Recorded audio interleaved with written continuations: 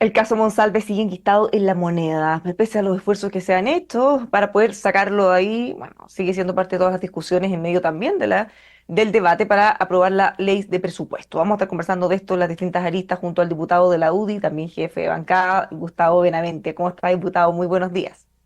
¿Cómo está, Bárbara? Muy buenos días y un saludo a todos quienes nos ven y nos escuchan. Caso Monsalve, con varias aristas, temas que han seguido repercutiendo en la moneda. ¿Cómo lo ve usted? ¿Cree que se puede volver a tomar la agenda? ¿Ha pesado quizá un cambio de gabinete o no cambio de gabinete? ¿Cómo lo ven? Mire, efectivamente uno no quisiera que estos casos de una u otra manera paralizaran el actuar de un gobierno, pero la verdad que ha sido el gobierno el que solito se ha metido en este caso. Bueno, en primer lugar, tenemos a una figura importante del gobierno, el ex subsecretario Monsalve, imputado por un delito grave. Eso es la primera situación y nadie puede obviar eso, ese hecho que salpique al gobierno, obviamente. Pero al mismo tiempo es el gobierno también que se ha ido el mismo tratando de meterse en este caso. Hemos conocido, cada día aparecen nuevas informaciones que revelan que la situación no fue solo exclusiva del subsecretario Monsalve y alguien más, personas de su círculo, sino que la situación ya era conocida, bueno, por el propio presidente de la República, la ministra Toá y otras personas más. Ayer ya conocimos en la prensa que habían 11 funcionarios de la moneda que conocían de la situación. Las personas a quienes la víctima les revela lo que habría ocurrido el 22 de septiembre eran personas, algunas de ellas del círculo cercano al presidente. Entonces, la verdad es que este caso obviamente está encapsulado en la moneda y más bien casi yo diría en la presidencia de la República. Entonces es un caso que no solo, como dije, no solo tiene que ver con la situación judicial del exministro Monsalve. Acá hay otras aristas que hay que revisar, que hay que investigar, y para eso, justamente ayer en el Congreso, además, se constituyó la comisión investigadora sobre la actuación de los órganos de gobierno respecto al caso Monsalve. Nosotros, la Cámara de Diputados, no puede a lo mejor interferir de manera directa en la investigación judicial respecto del delito o de los delitos que se le imputan a Manuel Monsalve, pero esta comisión investigadora sí tiene facultades para investigar y determinar algunas responsabilidades políticas o administrativas respecto de otras personas del gobierno, perdón, que tengan participación en estos hechos y cuyas actuaciones sea reprochable. Incluso en el marco de la investigación pueden surgir hechos que aparentemente puedan ser delitos y ahí la comisión tiene que poner estos antecedentes frente al Ministerio Público. Bueno, en esa misma línea, a propósito de quienes sabían, información que hemos ido conociendo cada día, la ministra Vallejo acusa a la oposición de querer instalar una idea de que acá había un pacto de silencio. ¿Eso es así? ¿Ustedes consideran que eso es de esa forma o que se está tratando de instalar esa idea errada a juicio de la ministra? Bueno, aquí nadie ha querido instalar esa idea porque esa idea se desprende de la simple lectura de las informaciones que nos han ido entregando los medios, digamos. Entonces, la verdad es que la ministra Vallejo está tratando de una u otra manera de hacerse la víctima. Nosotros, por otra parte, hemos visto mucho nerviosismo en el gobierno frente a este caso. Y ayer fue refrendado además por un diputado de gobierno que en su Twitter, ni siquiera en una conversación de pasillo, en su Twitter revela que el ministro Elizalde estaba efectuando presiones para que la presidencia de la comisión investigadora recayera en una diputada y no en el diputado que en definitiva fue elegido. O Entonces, sea, eso más allá para que quedara con alguien del oficialismo o más cercano, porque tampoco es oficialista, pero menos efectivamente. oposición que quien llegó finalmente a la presidencia. Efectivamente, entonces eso también revela el estado de nerviosismo del gobierno frente a una comisión investigadora. Si el gobierno estima que no hay nada, no hay nada detrás de esto, que no hay un pacto de silencio, que no hay ciertas conductas que trataron de tapar esto. Bueno, debería estar muy tranquilo, pero al parecer no lo está. Incluso las mismas declaraciones de la ministra Vallejo revelan un estado de nerviosismo bastante latente en este caso. Han habido quejas, y esto no solo del oficialismo, porque ahora lo hace el ministro Gajardo, pero ¿qué pasa con las filtraciones? Hace unos días también la diputada Camila Flores, que es de oposición, decía, oye, se filtró la declaración del presidente de la República. O sea, no es cualquier persona, esto es ilegal, pero finalmente no hay ningún tipo de forma de evitar que esto ocurra. ¿Qué le parece? ¿Qué tan grave lo encuentra? Miren, sí, a mí las filtraciones son una situación que hay que revisar. No solo en este caso, tenemos miles de casos hacia atrás que se han producido filtraciones, incluso filtraciones de diálogos que ni siquiera tienen que ver con la causa penal, ¿no es cierto? Ni se filtran de conversaciones privadas. Pero es obvio que iba a haber filtraciones en este caso, siempre la va a haber, y ahí tendríamos que, bueno, miren, yo prefiero que haya filtraciones a que no me gustan, ¿ah? Y yo creo bueno, el rigor periodístico tendrá que ejercerse de la manera que cada uno estime conveniente, pero prefiero eso a una censura previa o a cualquier amordazamiento a la labor periodística, digamos. Por último, si hay una filtración, tendrán que responder después frente a la justicia quienes filtraron, quienes difundieron a lo mejor alguna conversación privada, no lo sé. Pero prefiero eso a una labor que tenga a un excesivo secretismo que tampoco le hace bien a las sociedades. Bueno, eso es un tema que complica porque obviamente pueden estudiar el procedimiento. En otros términos o materias parecidas, ayer algunos comentaban otro error más del presidente Gabriel Boric en cuanto a que se puso a comentar un fallo. Lo dicen, el exministro Vidal, entre otros, dice, nunca se comenta un fallo cuando uno está en un poder distinto del judicial, menos en proceso. Celebró la prisión preventiva, dijo que era la decisión correcta, que en Chile nadie está por sobre la ley, pero esto es una noticia en desarrollo, eventualmente puede apelar, el imputado puede revertírsela, quizá después de lo dicho el presidente eso ya no ocurra. Bueno, y también lleva de nuevo a los esfuerzos que están haciendo la moneda para sacar este tema ahí y el presidente vuelve a hablar y lo vuelve a meter. Mire, efectivamente, como dice usted, los fallos se acatan. A ver, uno puede de repente poder algún comentario, un fallo desde el punto de vista técnico. Yo soy abogado, así que de repente uno lee un fallo no de ni siquiera de impacto público y tiene alguna opinión que le merezca desde el punto de vista técnico. A lo mejor uno puede encontrar que hay una referencia equivocada, a alguna norma, etcétera. Pero el problema está en que si nos ponemos a comentar los fallos, comentemos todos los fallos, porque el presidente es muy bueno para comentar ciertos fallos y otros no. Y además hay otra cosa, usted se acordará de que hace unos 5 meses atrás, el presidente, repitiendo las palabras de su entonces ministro de Justicia, Luis Cordero, que hoy es subsecretario del Interior, decían que la prisión preventiva se estaba usando de manera arbitraria, y más bien de manera masiva, lo cual no debiese ser así, porque esto hacía colapsar los recintos carcelarios. Entonces resulta que si conceptualmente estamos enviando la señal a los jueces de que restrinjan la prisión preventiva, pero resulta que nos alegramos en casos muy determinados de la prisión preventiva, en otros los callamos, etcétera. Entonces, yo creo que, bueno, mire, la prudencia es una de las virtudes y fue definida como la virtud propia del gobernante. Entonces, yo llamaría al presidente que releyera un poquito esas enseñanzas de repente de que la prudencia tiene que acompañar toda labor gubernamental. Bueno, una última cosa, ¿qué es lo que esperan de la comisión investigadora? Ya se dijo, había generado conflicto por la presidencia, que quedan en manos de un diputado de la oposición, Mellado, de Renovación Nacional. Ya se ve también ayer conflicto porque pusieron audio en donde se recordaban los dichos del presidente Gabriel Boric respecto a este tema. Bueno, ¿en qué se espera? ¿Qué es lo próximo que viene ahí?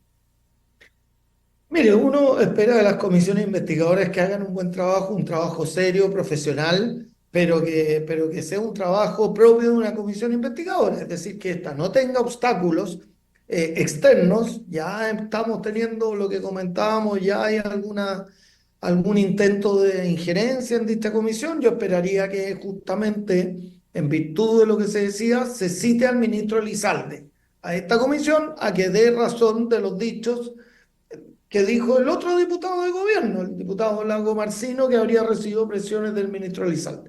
Pero que esta comisión haga un buen trabajo, un trabajo serio, y que ojalá llegue a determinar si hubo o no responsabilidades administrativas y políticas en el caso Monsalve. Esto es importante para tranquilidad de todos, de todo el país, digamos, y ojalá que pueda hacer un trabajo también sin presiones esta comisión. Eso es lo que uno espera. Ayer no solo se constituyó la comisión de Monsalve, también se constituyó otra comisión investigadora que el gobierno también le tiene preocupado, que es la comisión investigadora sobre el caso Procultura, que si bien tuvo menos impacto, porque el caso Monsalve hoy día es, es de lo que se habla todos los días en el país, pero el caso Procultura creo que también el gobierno está preocupado de esta comisión, porque sabemos que el caso Procultura también toca de una u otra manera al gobierno. Así es que tenemos dos comisiones investigadoras que esperamos, y yo soy integrante de la comisión investigadora en el caso de Procultura, pero esperamos que ambas comisiones desarrollen un buen trabajo sin presiones y se llegue de una u otra manera lleguen a conclusiones que permitan determinar si hay o no responsabilidades en estos hechos. Cambio de tema, hablemos de la discusión de presupuesto. Han habido algunos avances, se han anunciado protocolos de acuerdo en distintas materias como salud, por ejemplo. Cuéntenos en qué está, en qué se ha avanzado. Sí, bueno, ayer el Senado efectivamente llegó a un acuerdo con el gobierno en materia de presupuesto de salud, de reponer algunas partidas que habíamos nosotros rechazado en la Cámara. Yo creo que es importante ir logrando buenos acuerdos porque efectivamente, a ver, yo le voy a contar que el presupuesto de salud, el que se aprobó el año pasado, fue el presupuesto más abultado y generoso de los últimos años en materia de salud.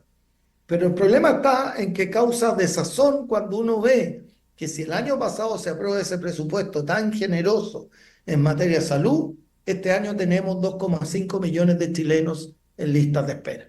Entonces uno se pregunta con cierta razón, y los chilenos se preguntan con cierta razón, bueno, pero tuvieron más plata y los resultados son peores. Entonces uno quizás empieza de una u otra manera a reflexionar de que no siempre los problemas son falta de recursos, sino que también hay un tema de gestión, de buscar alternativas también.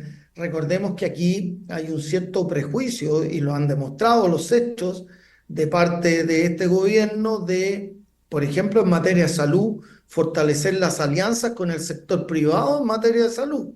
Tenemos un caso dramático de un menor que muere porque la red asistencial, el sistema público y la red asistencial, como no tenía camas, se niega a buscar camas en el sector privado. Eso no puede ser. Aquí hay que sacarse los prejuicios ideológicos porque la salud de los chilenos está por sobre todo. Pero en tal sentido me parece positivo que se lleguen a acuerdos porque si bien al gobierno se le repone el presupuesto en materia de salud, pero se le imponen ciertas obligaciones. Y parte de esas obligaciones tienen que ver con las listas de espera. Aquí en Chile no puede ser que no. Está bien, yo sé que las listas de espera es difícil, sí, es una materia compleja, no es fácil de solucionar. Me encantaría tener a mí la varita mágica a resolverla, pero hay que buscar alternativas y no lamentarse de por qué existan las listas de espera. Y es el gobierno quien tiene la palabra. Ellos habían encontrado una forma bastante burda de resolver las listas de espera. Usted se acordará que aparecieron las listas de espera pacientes en la basura, digamos. Entonces, busquemos formas alternativas, alternativas creativas, osadas, y que impliquen incluso sacarse barreras ideológicas. ¿Sí? ¿Por qué no fortalecer las alianzas con el sector privado? Yo le voy a contar que en mi región del Maule, hubo una alianza entre el gobierno regional y una institución privada, que era la Fundación El Desafío Levantemos Chile. Y en virtud de ello se practicaron cirugías de rodillas. No se pudo muchas, digamos, pero se practicaron cirugías de rodilla y se alivianó algo de listas de espera. Y me ha tocado también, ya de manera quizás, pero más individual, no en virtud de convenios, pero personas de la región del Maule que están en listas de espera por una cirugía de cataratas. Y Claro, hemos logrado los contactos con, con una fundación en Santiago y se han practicado algunas cirugías, digamos. Se va alivianando las listas de espera. Si las listas de espera, el drama que tienen las listas de espera, que no solo son gran cirugías complejas, por cierto que las hay, pero usted tiene pacientes en listas de espera por una atención, no por una cirugía. Personas que llegan a un CEFAM y tienen un dolor de oído y tienen otitis y les dan las famosas interconsultas para el hospital regional para que los atienda un otorrino. Y eso es para 3 meses más. En 3 meses más ya la otitis o se le pasó o ya tiene o ya está muy pasó a una enfermedad mal. mayor, claro, más grave. Entonces, ese es el gran drama, creo yo, en las listas de espera. ¿Cómo no se puede buscar, a lo mejor, focalizar los recursos en que fortalecer a los consultorios, a los CEFAM, la atención primaria de salud? Es ahí donde está el tema. Derivar más especialistas para que personas que llegan con una situación menos compleja, como una otitis, la puedan atender ahí y se van alivianando las listas de espera. Diputado, hay un debate respecto a la pertinencia o legalidad eventualmente de algunas cosas que se han hecho mezclando temas que no tienen que ver con presupuesto en medio de esta discusión. Por ejemplo, esto de eliminar la tómbola en educación, el hacer que o el solicitar que el presidente se realice un test de drogas, entre otras cosas. ¿Cómo va eso? ¿Qué pasa con eso? Porque si bien puede ser materia muy relevante, que quizás la gente pueda estar de acuerdo, el mecanismo de meter temas que quizás deberían discutirse en una ley pertinente y no en una discusión de presupuesto puede generar ruido y un precedente para que después todos empiecen a hacer lo mismo. ¿No le preocupa? Mire, nosotros fuimos los, los autores de los casos que usted indica, digamos. Pero A ese es el ver, número. sí, lo que pasa es que hay dos cosas. El tema de la ley de presupuesto es una ley y se tramita al igual que cualquier otra ley, como su nombre lo indica. La diferencia es que tiene una vigencia de un año. ¿Mm? Esa es la diferencia entre una ley de presupuesto y una ley, llamémosla, permanente. Pero la verdad es que, bueno, la Cámara y el Senado establecen mecanismos para determinar previamente si una indicación está de acuerdo o no con las ideas matrices del proyecto de ley que se está discutiendo. Y en tal sentido, cuando se presentó la indicación de exigirle al presidente de la República y a sus ministros un test de droga, se votó en la Cámara su admisibilidad y se aprobó la admisibilidad. Así que el mecanismo para determinar si era o no admisible pasó todos los filtros que establece la ley. En segundo lugar, creemos que, mire, hay un proyecto de ley que está durmiendo el sueño de los justos en el Senado que justamente trata de eso, de que el presidente y sus ministros se hagan test de droga. Fíjense que los funcionarios municipales tienen que hacerse test de droga, los que ocupan cargos directivos. Nosotros en la Cámara de Diputados, por una indicación hace 2 años atrás en la ley de presupuesto, tuvimos que modificar el reglamento de la Cámara y nos hacemos un test de... ¿Y por qué el presidente y los ministros no, digamos? Es No, una... sí, pero por eso yo digo, vamos a estar muy de acuerdo con eso. El punto es, ¿se discute en una ley de presupuesto o se debería discutir como una ley en paralelo? Mire, como le digo, la ley de presupuesto tiene vigencia un año. Entonces, el próximo año, si ya no se incorpora en la ley de presupuesto, tendremos que ver si están los votos para una ley permanente. Pero como le digo, ya pasó todos los filtros de Ya fue. admisibilidad que establece la ley. ¿Mm? Respecto del tema de la tómbola, bueno, efectivamente, a ver, yo también creo que no es impertinente a la ley de presupuesto, porque en la ley de presupuesto se establecen los recursos para los sistemas de admisión escolar, etcétera. Entonces, ¿por qué no incluirlo ahí? Y también pasó todos los filtros. Así que estamos muy tranquilos en eso y creo que era algo que también los chilenos esperaban. Diputado, muchísimas gracias por conversar con nosotros. Que tenga un muy buen día. Muchas gracias a usted, Bárbara, y nuevamente un saludo a todos quienes nos ven y nos escuchan. Muchas gracias. Los dejamos invitados a que sigan informándose con nosotros aquí en enmol.com.